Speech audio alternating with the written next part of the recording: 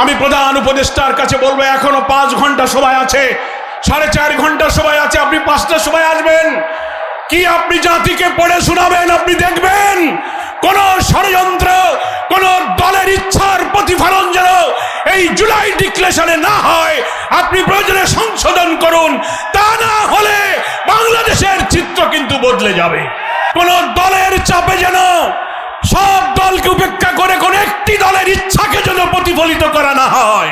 আমরা শুনতে পাচ্ছি না, এই সংস্কারগুলো যা একমত হওয়া যাচ্ছে এগুলো এখন বাস্তবায়ন হবে না।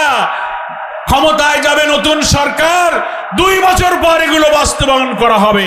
আপনারা কি সেই জন্য রক্ত দিয়েছেন? কোন দল ক্ষমতায় গেলে সকল দলের সার্বজনীন মতামতের ভিত্তিতে রাষ্ট্রীয় সংস্কারের প্রস্তাবগুলো বাস্তবায়ন করবেন কি করবে না তা নিয়ে জাতির সংশয় আছে। কোন বড় বড় দলের কোন নেতা কথা বলে ফেলেছেন, সংস্কারে যা লেখুক, যা আইন বানাক, আমরা ক্ষমতায় গিয়ে সব লেখা আমরা মুছে ফেলে দেব। পড়েছেন না আপনারা? আগামী নির্বাচন যখনই হোক, প্রধান উপদেষ্টা নির্বাচনের যে টাইমলাইন দিয়েছেন, আমরা আমাদের প্রিয় আমিরে জামাত বলেছেন কোনো অসুবিধা নেই, আমরা সেই নির্বাচনে অংশ নেব, প্রোভাইডেড সেই নির্বাচনের আগে সংস্কারের মৌলিক কাজ শেষ করতে হবে। শেষ না করে নির্বাচন আমরা মেনে নিতে পারি না। কিন্তু গত বছর অর্থাৎ 2024-এর এই 5 আগস্টের সকাল যখন আমাদের মনে পড়ছিল, রাজধানী ঢাকার সারা বাংলাদেশ কোটি কোটি মানুষের উত্তাল আন্দোলনে অগ্নিগর্ভ হয়ে উঠেছিল। আমার মনে আছে, আমি ডক্টর আব্দুল্লাহ মোহাম্মদ তাহের সহ অনেক জামাতের নেতৃবৃন্দ সেই দিন আমরা ঢাকার কেন্দ্রীয় কারাগারে আটক ছিলাম। কারাগার থেকে খবর পাচ্ছিলাম আগস্টের প্রথম দিনগুলো 1, 2, 3, 4, 5 কারাগারের কর্তৃপক্ষ যারা প্রতিদিন গ্রেফতার হয়ে ভেতরে যাচ্ছিল, রিমান্ডে যাচ্ছিল, তাদের কাছে শুনছিলাম যে কোনো মুহূর্তে একটা ঘটনা বাংলাদেশে ঘটে যাবে। কোটি কোটি মানুষ আন্দোলনে ঝাঁপিয়ে পড়ছে। রাজধানীর প্রবেশ মুখ দিয়ে সারা দেশের লক্ষ লক্ষ মানুষ শেখ হাসিনার ষড়যন্ত্রের কেন্দ্র গণভবনের দিকে ছুটে চলেছে। আমরা এগুলো শুনে টেলিভিশনের সামনে অপেক্ষা করছিলাম। কিন্তু আজকে 1 বছর পর মনে পড়ে টেলিভিশনের দৃশ্য, ভিডিওগুলো, ডকুমেন্টারিগুলো, ছবিগুলো দেখে আবু সাইদ মুগ্ধ কিভাবে গুলির পর গুলি দেখেও দাঁড়িয়ে থেকে হাতটা চারিদিকে ছুটে দিয়ে ঘোষণে পড়েছিল। সাইদ মুগ্ধ যদি বেঁচে থাকতো আজকের বিপ্লবের প্রথম বার্ষিকী দেখে সে আজকে আনন্দ উদযাপন করত। 5 আগস্টের সূর্য উদয় হয়েছে বাংলাদেশে একটা আনন্দ উজ্জ্বল, একটা চমৎকার পরিবেশে। কিন্তু আবু সাইদ মুগ্ধরা নেই। পুলিশের এপিসি কারের পর থেকে গুলি করে নির্মমভাবে হত্যা করে যে লাশ ফেলে দেওয়া হয়েছে রায়হানের, সেও বেঁচে থাকলে আজকের এই উৎসবে শরীক হতো।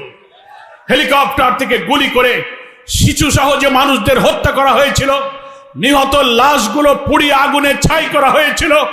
আজকের এই বিজয়ের বার্ষিকীতে সেই সব নির্মম নিষ্ঠুরতার স্বাক্ষর জুলাই যোদ্ধাদেরকে আমরা গভীর শ্রদ্ধার সাথে স্মরণ করছি। হাজার হাজার ছাত্র ছাত্রী, নারী পুরুষ, শিশু, হকার, দিনমজুর, বুটে মজুর, কলি হকার যা আহত হয়ে কাতরাচ্ছে, কেউ বিদেশে, কারো চোখ নাই, মাথার মগজ নাই, হাত নাই, পা নাই।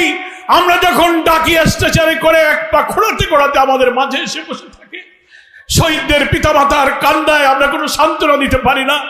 আজকের বিজয়ের দিনে আমরা সেই সব শোকাহত, আত্মত্যাগী, গর্বিত শহীদ এবং আহতদের এবং তার পরিবারদেরকে আমরা গভীর শ্রদ্ধার সাথে স্মরণ করছি। মহান আল্লাহ তাআলা এই শহীদদেরকে সত্যি শাহাদাতের মর্যাদা দিয়ে জান্নাতুল ফেরদৌস নসিব করুন। যারা আহত হয়েছেন আমরা আল্লাহর কাছে বলবো, আল্লাহ তুমি আর আমাদের জীবনগুলো নিও না, এদেরকে বাঁচিয়ে রাখো। নতুন বাংলাদেশের স্বপ্ন এদেরকে বাস্তবে দেখে যাওয়ার তৌফিক দাও। এরা যেন বেঁচে থাকে, এরা যেন সুস্থ হয়, সক্ষম হয়। আজকের এই দিনে আমরা আমাদের প্রিয় আমিরে জামাতের জন্য দোয়া করব, যিনি এই জুলাই আন্দোলনের সময়ে মূল পরিকল্পনায় সারা বাংলাদেশকে, ইসলামী আন্দোলনের কর্মীদেরকে ফ্যাসিবাদ বিরোধী সংগ্রামে ঝাঁপিয়ে পড়ার নির্দেশ দিয়েছিলেন। সেই ডাক্তার শফিকুর রহমান অসুস্থ অবস্থায় এখন হাসপাতালে আছে।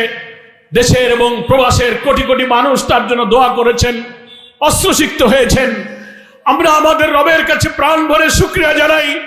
আমরা যতটা তাড়াতাড়ি তার সুস্থতার কামনা করেছিলাম, নির্ভুল চিকিৎসার আশা করেছিলাম, আল্লাহ তাআলা আমাদের আশার চেয়ে অতি দ্রুত তাকে সুস্থ করে দিচ্ছেন, আলহামদুলিল্লাহ।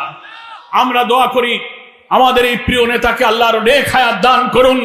নতুন বাংলাদেশের স্বপ্ন যিনি দেখেছেন, জাতীয় ঐক্যের ডাক যিনি দিয়েছেন, তার নেতৃত্বেই বাংলাদেশে নতুন বাংলাদেশ আমরা গড়ব ইনশাআল্লাহ। প্রিয় ভাইরা আমার, শফিকুল ইসলাম মাসুদ ভাই বলেছেন এই মিটিং শুধু আমরা করছি না, আজকে সারা বাংলাদেশের রাজধানী ঢাকা, জেলা, শহর, নগরে, বন্দরে, উপজেলায় মিছিলে মিছিলে কোটি মানুষ স্লোগানে স্লোগানে মুখরিত করেছে। আমরা আজকে রাজধানী ঢাকায় সেই মিছিল করছি। আমরা আজকে যেমন আনন্দের দিন, আমরা ভেবেছিলাম বিপ্লবের একটা বছর তো পার হয়ে গেল, অনেক কিছুই হয়তো এক বছর পেয়ে যাব, কিন্তু মাঝে মাঝে সরকারের অভ্যন্তর থেকে বা জাতীয় রাজনীতি অথবা ফ্যাসিবাদ বিরোধী এক আন্দোলনে আমরা যখন একসাথে ছিলাম, তাদের কিছু কিছু কথা, কিছু কিছু কাজ, কিছু কিছু ভূমিকা অনেক রহস্য, অনেক সংশয় তৈরি করতেছে। কি বলেন, ঠিক কিনা? আমরা সরকারের গঠিত জাতীয় ঐক্যমত্য কমিশন, ন্যাশনাল কনসেনসাস কমিশন, যার প্রধান হচ্ছে ডক্টর মোহাম্মদ ইউনূস, যার কো কনভেনর হচ্ছেন ডক্টর প্রফেসর আলী রিয়াজ, একটা অবাধ নিরপেক্ষ নির্বাচনের পূর্বে গুরুত্বপূর্ণ রাষ্ট্রের কিছু অর্গানের সংস্কার না হলে নির্বাচন নিরপেক্ষ হবে না, এই দাবিতে বাংলাদেশ যখন আন্দোলনে উত্তাল হলো, সরকার তখন সংস্কারের সিদ্ধান্ত নিয়ে ঐক্যমত্য কমিশন করলো। রাজনৈতিক দলগুলোকে পরামর্শ চাওয়া হলো, আমরা পরামর্শ দিলাম ঐক্যমত্য কমিশন বাংলাদেশের গুরুত্বপূর্ণ অর্গান, পুলিশ অ্যাডমিনিস্ট্রেশন, সংবিধান, জনপ্রশাসন, দুর্নীতি দমন কমিশন, নির্বাচন প্রক্রিয়া সহ গুরুত্বপূর্ণ সংস্কারের প্রস্তাব দিল। আমরা সেই প্রস্তাব ঐক্যমতে পৌঁছানোর জন্য জামাত ইসলামীর নেতৃবৃন্দ 2-3 মাস ধরে ঐক্যমত্য কমিশনে আমরা সহযোগিতা করে যাচ্ছি। তারপরে আমরা দেখতে পাচ্ছি কিছু কিছু ব্যক্তি, কিছু কিছু দল যারা নিজেদেরকে খুব বড় মনে করেন, নির্বাচনের আগেই তারা ক্ষমতায় গিয়েছেন বলে ভাবটা দেখান। কি বলেন, ঠিক কিনা? তাদের ভূমিকার জন্য এই সংস্কার কাজে ঐক্যমত্যে পৌঁছা বড় কঠিন হয়ে যাচ্ছে। সনদ, জুলাই চার্টার এবং জুলাই ডিক্লারেশন ঘোষণা দেয়া হবে আমরা দাবি করেছি। জুলাইয়ের মধ্যে সরকার পারে নাই। আজকে 5ই আগস্ট আমরা জানতে পেরেছি মানিক মেহবিনু বিকাল 5টায় অন্তর্বর্তীকালীন সরকারের প্রধান উপদেষ্টা ডক্টর প্রফেসর মোহাম্মদ ইউনূস তিনি জুলাই ডিক্লারেশন সেখানে ঘোষণা দেবেন। আমরা যেসব প্রস্তাব দিয়েছি, জুলাই ডিক্লারেশনের খসড়ার একটি রাজনৈতিক দল হিসেবে 10 ব্যক্তি মতের ঊর্ধ্বে দেশপ্রেমকে সামনে রেখে একটি সুন্দর রাষ্ট্রীয় কাঠামো নির্মাণ করে অবাধ নিরপেক্ষ নির্বাচন, একটি সুন্দর দেশ গড়ার জন্য যা যা প্রয়োজন আমরা পরামর্শ দিয়েছি। আমরা আশা করব আজকে বিকালে যে জুলাই ডিক্লারেশন পড়ে শোনানো হবে, কিছু কিছু রহস্য সংশয় তৈরি হচ্ছে, কোন চাপে, কোন দলের চাপে যেন সব দলকে উপেক্ষা করে কোন একটি দলের ইচ্ছাকে যেন প্রতিফলিত করা না হয়। লক্ষ কোটি মানুষের রক্তদান এবং আকাঙ্ক্ষার প্রতিফলন যেন জুলাই ডিক্লারেশনের মধ্যে আমরা দেখতে পাই। আমরা সংস্কারের জন্য সংবিধান সহ সব সংস্কারের যেসব প্রস্তাবে সকল দল ঐক্যমত্য হয়েছে, কিছু ব্যাপারে এখন ঐক্যমত্য হওয়ার প্রক্রিয়া চলছে। এ সবই তো হয়েছে একটি আগামী সুষ্ঠু নির্বাচনের মধ্য দিয়ে নতুন বাংলাদেশ গড়ার জন্য। কি বলেন, ঠিক কিনা?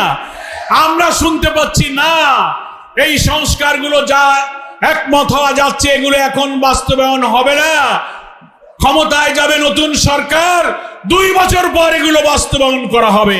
আপনারা কি সেই জন্য রক্ত দিয়েছেন? কোন দল ক্ষমতায় গেলে সকল দলের সার্বজনীন মতামতের ভিত্তিতে রাষ্ট্রীয় সংস্কারের প্রস্তাবগুলো বাস্তবায়ন করবেন কি করবে না তা নিয়ে জাতির সংশয় আছে।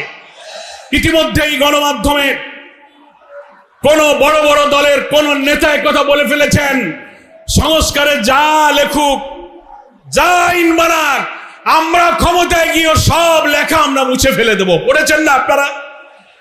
এই কারণে সংশয় তৈরি হয়।